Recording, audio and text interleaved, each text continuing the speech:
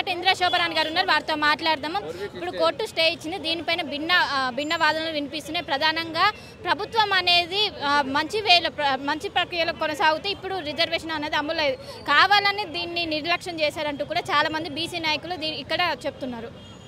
అవగాహన లేనటువంటి వాళ్ళు మాత్రమే ఆ రకమైనటువంటి స్టేట్మెంట్లు చేస్తారు. ఎందుకనంటే 42% అన్నది రాహుల్ గాంధీ గారు తీసుకున్నటువంటిది. దానిని ఈ రాష్ట్రంలో ఇంప్లిమెంట్ చేయడం కోసం రేవంత్ రెడ్డి గారు 100% చిత్తశుద్ధితో మనస వాచ కర్మేన దానికి కావాల్సినటువంటి శాస్త్రీయంగా చేయాల్సిన పూర్తి ప్రక్రియ చేశారు. సో అలాంటప్పుడు అతని చిత్తశుద్ధిని మనం చెంగించాల్సిన అవసరం లేదు. ఇవాళ కావాల్సిందేంటి? T3 టెస్ట్ పాస్ అవ్వాలి. దాంట్లో నేను పాస్ అయినా. నేను ఎందుకు పెంచాల్సి వచ్చిందో నా ప్రజల యొక్క స్థితిగతులు ఏమున్నాయో చెప్పిన దాంట్లో. అలాంటప్పుడు ఇప్పటి వరకు రాజ్యాంగం 108 సార్లు అమెండ్మెంట్ జరిగిన తర్వాత ఇవాళ నా కోసము, నా ప్రజల కోసము రేవంత్ రెడ్డి గారు ప్రజాప్రతినిధులకి ప్రజలకు దేవాలయమైనటువంటి అసెంబ్లీలో చట్టం చేశారు. ప్రజలని అసెంబ్లీ ఎంత అదిగా గౌరవిస్తుందో అట్లాగే న్యాయస్థానాలు కూడా ప్రజల యొక్క కోరికలను గౌరవిస్తుంది. ఆ నమ్మకం ఉన్నది. మరి అలాంటప్పుడు ఆ నిర్ణయంలో తేడా వస్తుందని నేను అనుకోవట్లే. కేవలం ఇప్పుడు వచ్చింది టెంపరరీ స్టే మాత్రమే. గెస్ట్ వాళ్ళ వైపు నుంచి మన వైపు నుంచి విన్నారు అంతవరకే. దీనివల్ల ఈ రీజన్ వల్ల నేను స్టే ఇస్తున్నాను ఎక్కడ మనకి చెప్పలేదు. కాబట్టి దానికి సంబంధించిన డీటెయిల్స్ వచ్చిన తర్వాత మనం ఫర్దర్ ఏం చేయాలన్న దానికి ప్రభుత్వము పార్టీ కూర్చొని మాట్లాడి కంప్లీట్ 100% దాని వైపుకి. కానీ ఒకటి గుర్తుపెట్టుకోవాల్సింది ఏంటంటే ఎలక్షన్ ఎప్పుడు వెళ్ళినా కూడా 42%తో పోతాం అన్నది ముమ్మాటికి వాస్తవం. దాంట్లో ఎక్కడ తేడా లేదు. కాబట్టి ఈ రాష్ట్రంలో 42% ముందుకెళ్తారు. ఒకవైపు హైకోర్టులో ఇది పెండింగ్ లో ఉండగానే మీరు నోటిఫికేషన్ అనేది విడుదల చేశారు. ఎలా చేశారంటూ కూడా క్వశ్చన్ అడ్రస్ పెండింగ్ లేదు. మా హైకోర్టులో మనకు నిన్న కదా వచ్చింది. మనం అంతకన్నా ముందే షెడ్యూల్ ఇచ్చిన్నాము. కాబట్టి ఇవాళ కోర్టు కూడా నిన్న మనం అదే తెలియజేశాము. విన్న తర్వాత దీనికోసం ఒక 4 వారాల గడువు అడిగింది. ఆ 4 వారాల తరువులో గవర్నమెంట్ కూడా తన వైపు నుంచి వాదన చెప్పమని, తన వైపు నుంచి కూడా ఏమంటారు ఇన్వాల్వ్ అవ్వమని చెప్పింది. సో దీనికోసం వెయిట్ చేయడం అంతే తప్ప ఇది కంప్లీట్గా వెనకెళ్ళిపోయేటువంటి ప్రక్రియ కాదని తెలియజేస్తున్నా.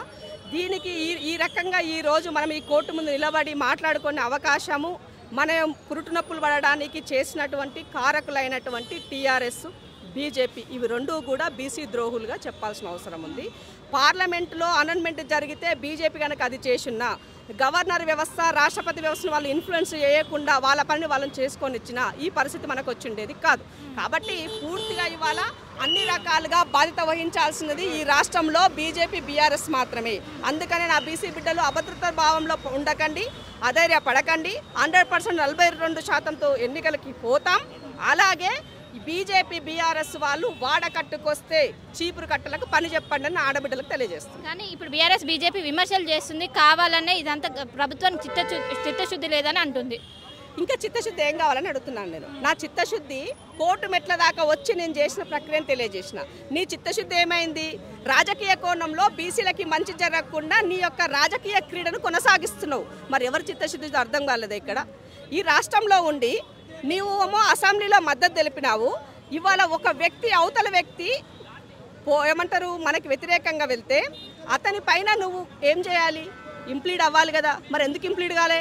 వ్యక్తిగతంగా ఇంప్లీడ్ కాలేదు, పార్టీ పరంగా కూడా మీరు ఇంప్లీడ్ కాలేదు. మీరు ఇంప్లీడ్ కాలేదంటే మరి ఇప్పుడు ఎవరు ద్రోహులు? కాంగ్రెస్ పార్టీ ఇంప్లీడ్ అయింది, పార్టీలో పనిచేసిన మాలాంటి వాళ్ళు ఇంప్లీడ్ అయినాము, బీసీ బిడ్డలు ఇంప్లీడ్ అయినరు, సంఘాలు ఇంప్లీడ్ అయినాయి. ఆర్ కృష్ణయ్య లాంటి బీజేపీలో పనిచేసి ఆర్ కృష్ణయ్య కూడా ఇంప్లీడ్ అయినాడు. కానీ బీజేపీ పార్టీ పరంగా కాలే, వాళ్ళ ప్రెసిడెంట్ కాలే, వాళ్ళు ఎవరు ఏం చేయలే. చేస్తే మాత్రం ఓకే, కానీ వెనక చేసే కుట్రలన్నీ చేస్తున్నారు. కాబట్టి వీటిని ఇవాళ ఈ పూర్తిగా అడ్డుకోవడం కోసమే బీజేపీ, బీఆర్ఎస్ కలిసి నాటకం ఆడినాయి. బీసీలకి న్యాయం జరగకుండా కేవలం రాజకీయ కోణంలో మాత్రమే ఆ 2 పార్టీలు పనిచేసినని చెప్పాల్సిన అవసరం. అంటే కోర్టు స్టే ఆర్డర్ ఇచ్చాక కొంతమంది బీసీ నాయకులు సీఎం రేవంత్ రెడ్డి ఫోటోను దిష్టిబొమ్మను దహనం చేశారు. దీనిపైన చెల్లె నేను ఈడనే ఉన్నాను, వచ్చినప్పటి నుంచి ఇక్కడే ఉన్నా. బయట ఏడ కూడా అలాంటిది జరగలేదు. చేశారు అని అంటే వాళ్ళు ఎవరైనా బీఆర్ఎస్, బీజేపీ వెనుక ఉండి చేపించుంటారేమో తప్ప నిజంగా సోయి తెలివి ఉన్న వాళ్ళు ఎవరు కూడా రేవంత్ రెడ్డిని వ్యతిరేకించరు, రేవంత్ రెడ్డి గురించి నెగిటివ్గా మాట్లాడరు. ఎందుకంటే ఆయన ముఖ్యమంత్రి తలుచుకోలేకపోతే ఇవాళ ఈ చర్చే లేదు ముఖ్యమంత్రి తలుచుకోకపోతే. కాబట్టి తన యొక్క కర్తవ్యం తను చేశాడు. దాన్ని కాపాడుకోవాల్సిన బాధ్యత మన పైన ఉంది. అది మనం చేయకుండా చేతులు వెళ్ళాక ఆకులు పట్టుకుని మనం రాజకీయం మాట్లాడితే ఎట్లా కాదు కదా. నీకు ఒక ఏళ్ళు పెట్టేసి అందించినారు, నువ్వేం చేయాలి? తెలుగు కల్లోడు అయితే దాన్ని కాపాడుకోవడం కోసం నువ్వేం చేయాలో పని చేయాలి. అది కదా తెలుగు కల్లోడి లక్షణం.